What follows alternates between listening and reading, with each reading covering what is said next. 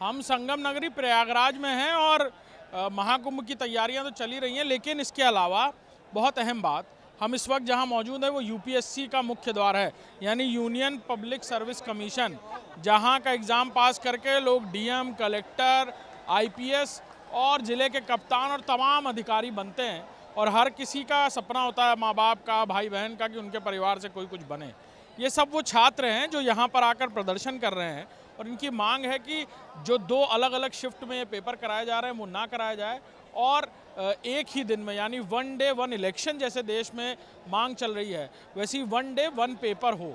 ये बातें यहाँ छात्र कर रहे हैं। और आप देखिए चारों तरफ जहाँ भी आपकी नज़र जाएगी, हज़ारों की तादाद में यहाँ पर ये यूपीएससी एस्पिरेंट्स जो हैं ये यहाँ पर दिख रहे हैं, जो तैयारी कर रहे हैं, अपने घर बार को छोड़कर लंबे समय से यहाँ तैयारी करके पेपर दे रहे हैं, सिलेक्ट हो रहे हैं, फिर दूसरे पेपर की तैयारी कर रहे हैं और ये यहाँ पर सड़कों पर आने पर आज मजबूर हो गए हैं।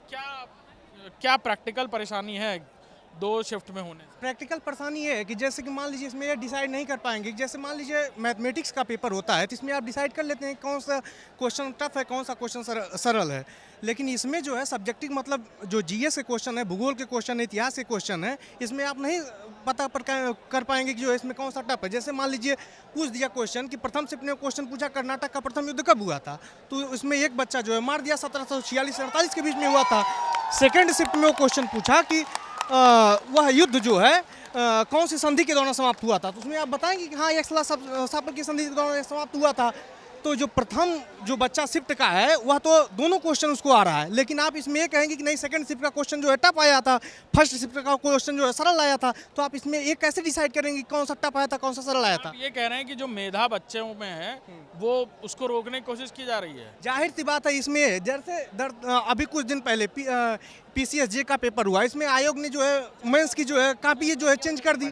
आप इसमें जो है कैसे ये डिसाइड कर पाएंगे कि जो है नॉर्मलाइजेशन में किसका नंबर बढ़ेगा, किसका नंबर कम होगा? आप तो ये भी हो सकता है कि आप अपने बच्चों को जो इसमें अंदर कर दें, मेधावी छात्र जो है बाहर हो जाएं। इसमें जो है छात्रों का नुकसान होगा। पिछले 1.5 साल से जो है आपके यही नियम चल रहा है, आप बीच में जो है नियम को आप परिवर्तित कर रहे हैं, तो गलत ही है।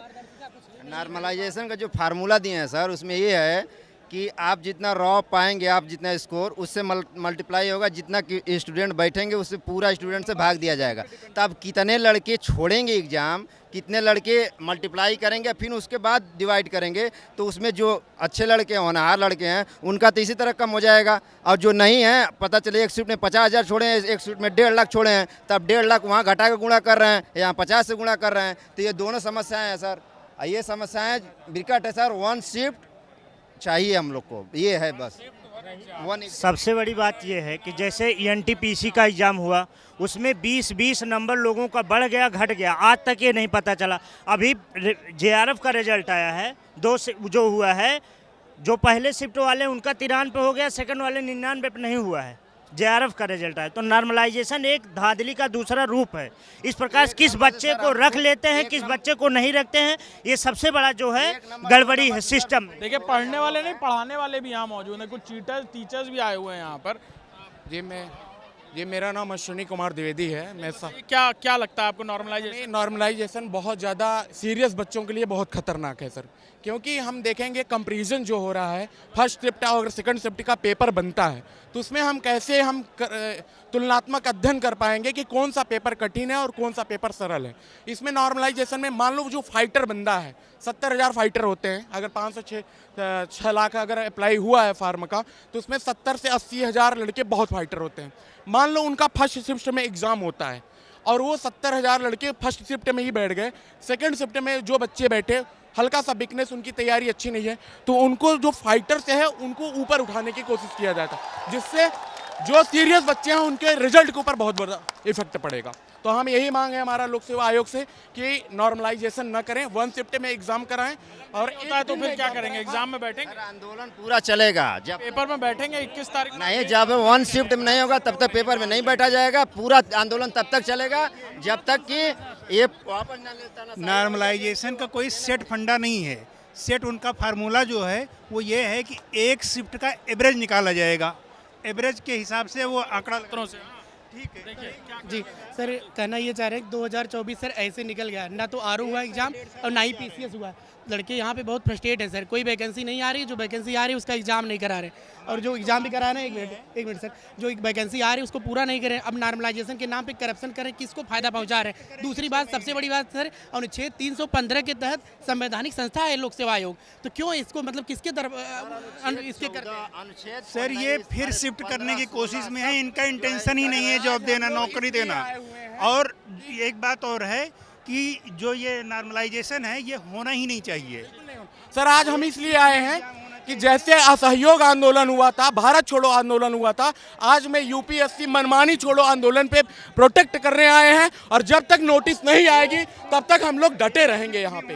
और प्री डिसाइडेड डेट पे होना चाहिए। कानूनी समानता का अधिकार अनुच्छेद 14, भेदभाव आप 15। कह रहे हैं कि पेपर में नहीं बैठेंगे, कोर्ट जाएंगे और भी लंबा खींचेगा मामला। कोर्ट तो दिया, ये आदेश दे दिया सुप्रीम कोर्ट कि जो है आप जो है बीच में खेल नहीं बदल सकते, फिर भी आप बीच में तानाशाही रवैया सर सुन नहीं रहे हैं। आयोग के अध्यक्ष आज तक हम लोग से बात करने नहीं आए, न कोई नहीं आया यहाँ। हम लोग आलम है कि अगर आप यहाँ आए कोई इन्फॉर्मेशन के लिए तो वो लोग बोलते हैं कि हमने तो कोई नोटिस निकाली नहीं, आप बाहर से क्या सुन के आए हो। 10 दिन बचा एग्जाम को, इन लोग नोटिस नहीं निकालते हैं।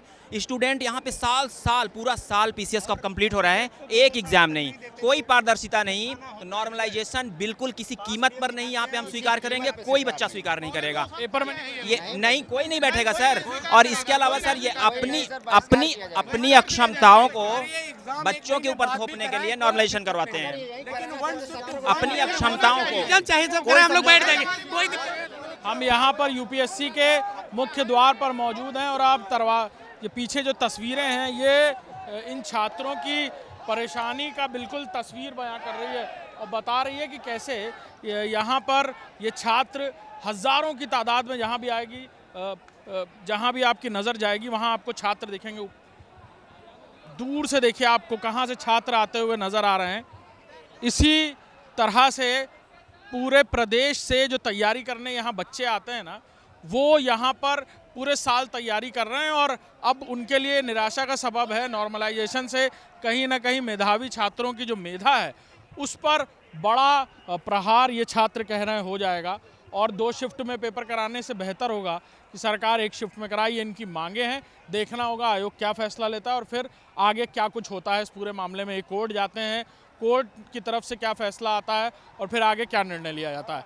कैमरामैन दीपक के साथ अभिषेक सिंह, इंडिया न्यूज़, प्रयागराज।